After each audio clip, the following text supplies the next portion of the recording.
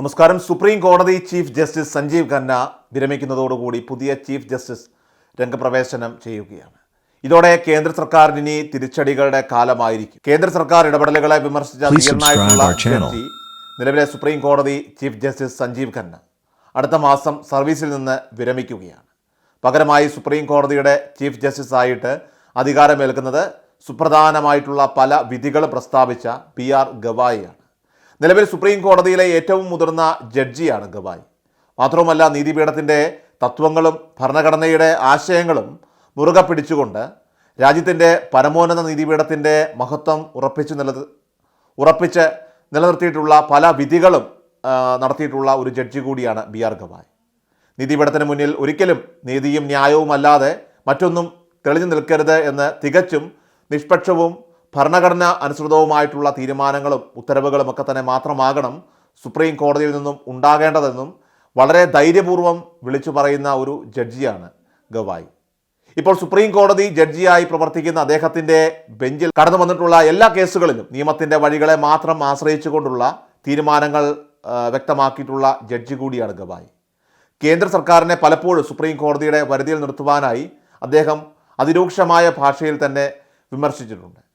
ഇപ്പോൾ ലോക്സഭയിലെ പ്രതിപക്ഷ നേതാവായിട്ടുള്ള രാഹുൽ ഗാന്ധിക്കെതിരെ കോടതിയിലെത്തിയ ഒരു കേസിൽ ഭരണകൂടത്തിൻ്റെ സ്വാധീനം ഉപയോഗിച്ചുകൊണ്ട് രാഹുൽ ഗാന്ധിയെ പാർലമെൻറ്റിൽ പദവിയിൽ നിന്നും ഒഴിവാക്കുന്നതിനുള്ള നീക്കങ്ങളെല്ലാം തന്നെ ഉണ്ടായപ്പോൾ ആ നീക്കങ്ങളെയൊക്കെ തന്നെ പൂർണ്ണമായിട്ടും തള്ളിക്കളഞ്ഞുകൊണ്ട് നീതി നടപ്പിലാക്കിയ ഒരു ജഡ്ജി കൂടിയാണ് ഗവായി.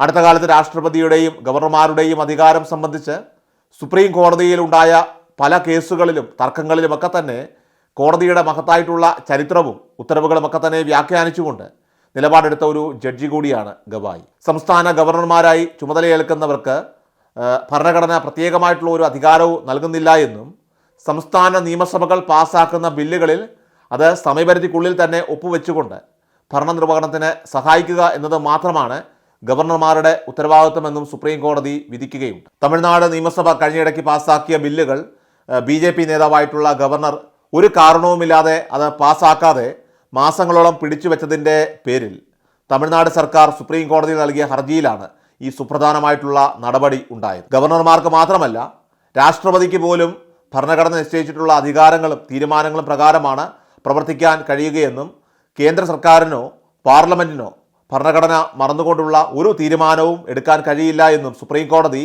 ഈ കേസിൽ തുറന്നു പറഞ്ഞിരിക്കുകയാണ്.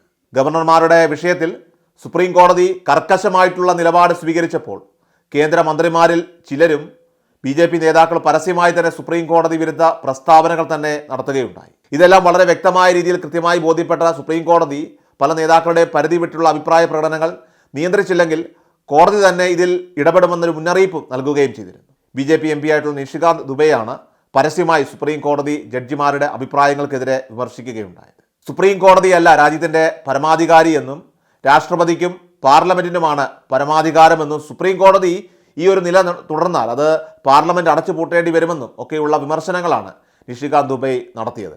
ദുബൈയുടെ ഈ ഒരു കോടതി വിരുദ്ധ പരാമർശങ്ങളിൽ നിശിതമായിട്ടുള്ള വിമർശനങ്ങളാണ് നിയുക്ത സുപ്രീം കോടതി ജസ്റ്റിസ് PR ഗവായി നടത്തിയിരിക്കുന്നത്. അധികാരത്തിലെത്തുന്നവർ ഏതൊരു രാഷ്ട്രീയ പാർട്ടിയിലുള്ളവരായാലും ഇന്ത്യൻ ഭരണഘടന അനുസരിച്ചുകൊണ്ട് പ്രവർത്തിക്കുകയല്ലാതെ മറ്റൊന്നിനും അവകാശമില്ല എന്നും ഗവായി ഇവിടെ തുറന്നു പറഞ്ഞിരിക്കുന്നു.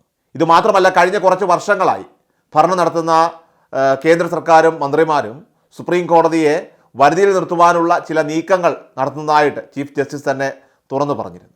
കേന്ദ്രമന്ത്രിമാരും മറ്റു മന്ത്രിമാരും ഭരണകക്ഷി നേതാക്കളും കോടതിയെ താഴ്ത്തിക്കെട്ടുന്നതിനും അപകീർത്തിപ്പെടുത്തുന്നതിനുമൊക്കെ തന്നെ നടത്തുന്ന ശ്രമങ്ങൾ അത് ഇപ്പോൾ അവസാനിപ്പിക്കണമെന്നും അതല്ല എങ്കിൽ സുപ്രീം കോടതി തന്നെ ഇതിലൊക്കെ ഇടപെടുന്ന ഒരു സാഹചര്യം ഉണ്ടാകുമെന്നും അദ്ദേഹം മുന്നറിയിപ്പ് നൽകുകയും ചെയ്തിരുന്നു. ഏതായാലും ഇന്ത്യയിലെ പരമോന്നത നീതിപീഠമായിട്ടുള്ള സുപ്രീം കോടതിയുടെ പുതിയ ചീഫ് ജസ്റ്റിസ് PR ഗവായി കടന്നു വരുന്നതിന് പ്രധാനമന്ത്രിയും അതോടൊപ്പം തന്നെ കേന്ദ്രമന്ത്രിമാരും അതോടൊപ്പം തന്നെ BJP നേതൃത്വവും ഇപ്പോൾ വല്ലാതെ ഭയപ്പെടുന്നുണ്ട്.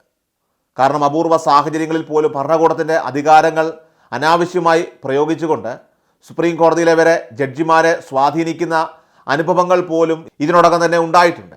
ഇനി അത്തരത്തിലൊരു സ്വാധീന വലയത്തിനുള്ള സാധ്യതയില്ല എന്ന തിരിച്ചറിവാണ് ഇപ്പോൾ മോദി സർക്കാരിനെയും BJP നേതാക്കളെയും ആശങ്കപ്പെടുത്തുന്നത്.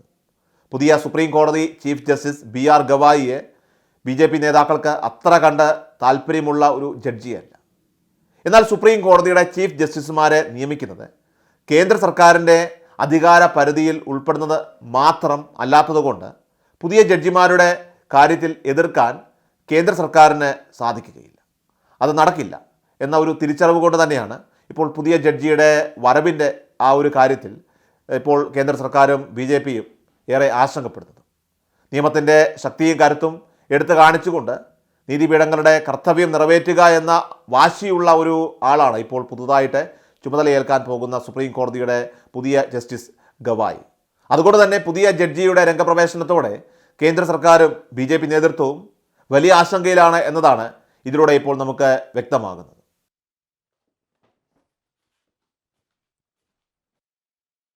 എല്ലാ ദിവസവും വാർത്തകൾക്കായി സബ്സ്ക്രൈബ് ചെയ്യുക, ഫോളോ ചെയ്യുക. വാർത്തകളുടെ നോട്ടിഫിക്കേഷനായി ബെൽ ഐക്കൺ എനേബിൾ ചെയ്യുക. Please subscribe our channel.